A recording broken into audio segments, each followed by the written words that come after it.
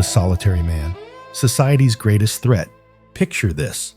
There's a man sitting alone at a coffee shop. Everyone else is frantically scrolling through their phones, desperately seeking validation from strangers on the internet. The couples around him are taking selfies. The groups are gossiping. The lone wolves are swiping through dating apps like their lives depend on it. But this man, he's got earbuds in listening to an audiobook about philosophy while everyone else numbs their minds with TikTok. He's different. He's not lonely. He's not desperate. He's not seeking anything from anyone. And that, my friend, makes him the most dangerous person in that room. But why?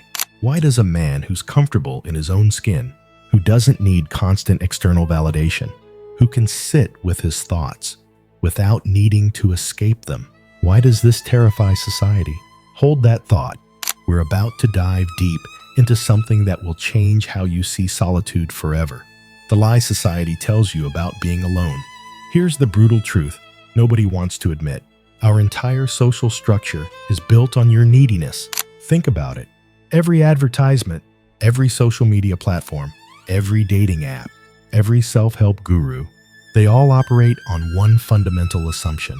You are incomplete without others. Find your soulmate. Connect with friends. Build your network. You need community to be happy. But what if that's all?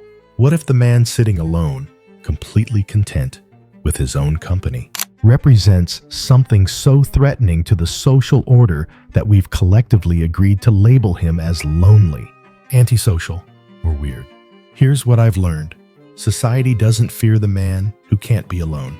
Society fears the man who doesn't need to be with anyone. The truth. Society wants to hide when philosophy becomes your armor. Let me tell you about two men who understood this dangerous truth centuries apart. Friedrich Nietzsche and Marcus Aurelius. Marcus Aurelius, the most powerful man in the ancient world, wrote in his private journal, "All cruelty springs from weakness." Here was a man who could have anyone do anything, command legions, yet he spent his evenings alone, writing to himself, questioning everything. Nietzsche, the philosopher who went mad, but whose ideas outlived empires, declared, "The individual has always had to struggle not to be overwhelmed by the tribe." Both men discovered something that society desperately wants to keep hidden. The person who can be alone with their thoughts is the person who can think for themselves, and thinking for yourself, that's dangerous as hell. Philosophical insights.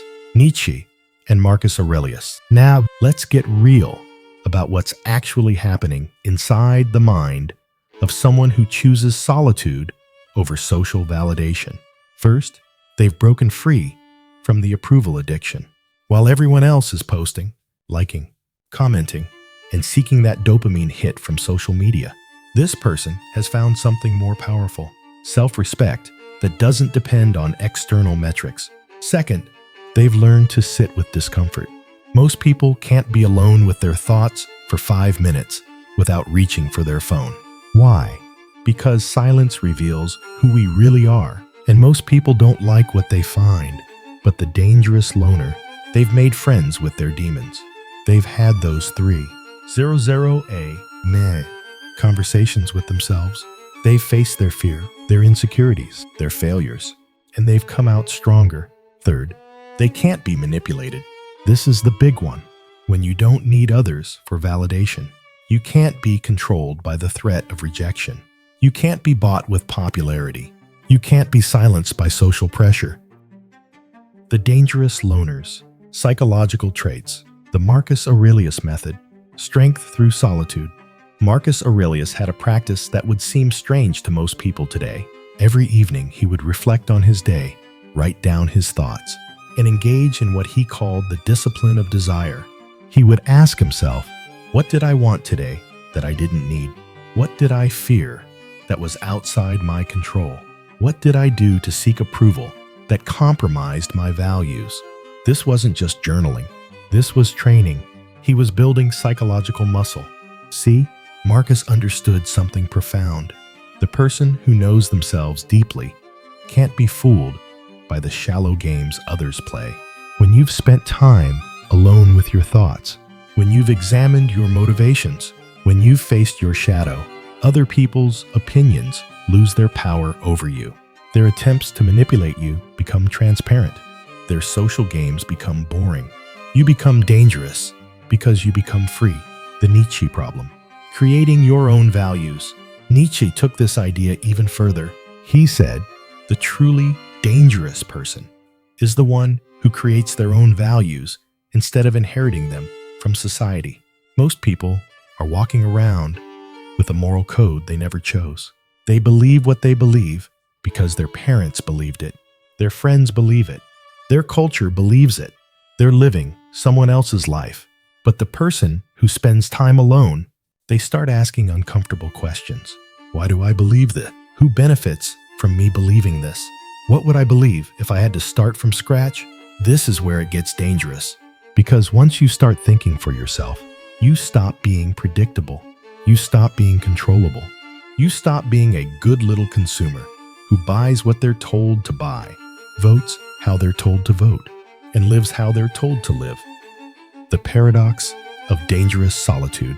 Why the world needs more independent thinkers. There is a profound paradox at play when we talk about solitude. On one hand, solitude is often seen as a weakness in our hyper-connected world. Society has conditioned us to believe that being alone is something to fear, that to be alone means to be isolated, incomplete, or even rejected. But in truth, the very essence of solitude, the ability to sit with yourself and your thoughts, to be content without the constant need for approval or validation, creates an incredibly powerful force that the world desperately needs. The paradox is this: the person who learns to be alone, who finds peace in solitude, is not just free from the noise of the world. They become magnetic.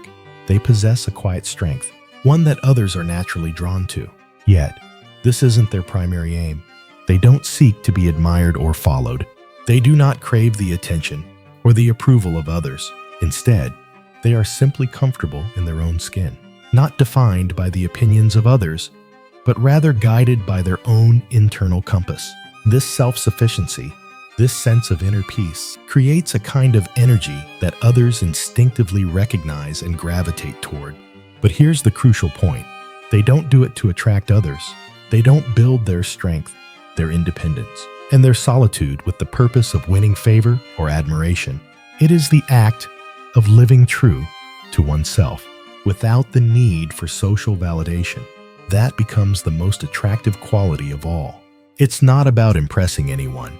It's about becoming who you truly are, unapologetically. And in doing so, you naturally become someone others want to be around. The magic happens when you no longer need anyone's approval. When you break free from the chains of external validation, your relationships change. No longer are you desperate for social interactions to fill a void or to confirm your worth. You choose your relationships, your friendships, and your work, not because you need them to feel whole, but because you genuinely want them. You begin to surround yourself with people who respect you for who you truly are, not for who you pretend to be. And in turn, your relationships deepen, becoming more authentic and meaningful. Friendships become richer when they are freely chosen, when both people are content with themselves and not driven by loneliness or need. Relationships flourish when they are based on genuine connection, not dependence. And work, it becomes more fulfilling when you are not constantly seeking approval from your boss, colleagues, or anyone else. When you no longer measure your worth by external praise, you can focus on doing good work simply for the sake of the work itself.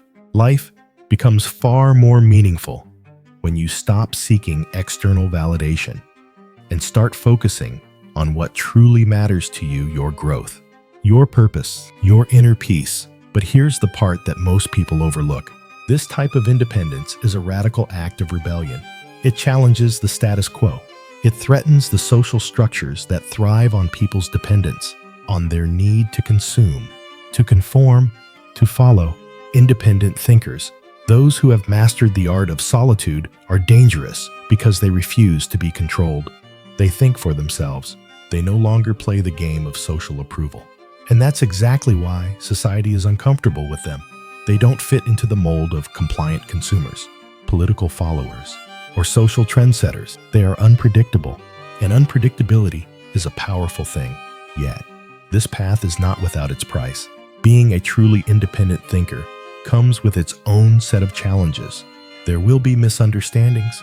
You will be labeled antisocial, arrogant, or weird. Some people will feel threatened by your independence and your refusal to conform. Friendships may fade, family members may not understand, and society will pressure you to fit in and be more like everyone else. But here's the thing, the price of conformity is far greater. The price of conformity is your soul. The world needs more independent thinkers, more people who are not swayed by the whims of popular opinion, more people who have learned to stand alone, to think for themselves, and to create their own values. The world needs people who cannot be bought, who cannot be manipulated, who cannot be silenced. We need individuals who are not just free from others' opinions, but free from the constant need for approval and validation. These are the people who can truly change the world because they are not limited by the expectations of others. Now, here's the challenge. I want you to embrace this path. Become the dangerous person. Not dangerous in the sense of harming others, but dangerous in the sense of being impossible to control. Dangerous in the sense of thinking for yourself and living according to your own values, not society's.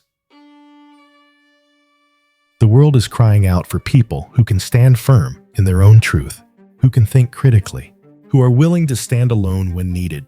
The world needs more people who are dangerous because they are independent.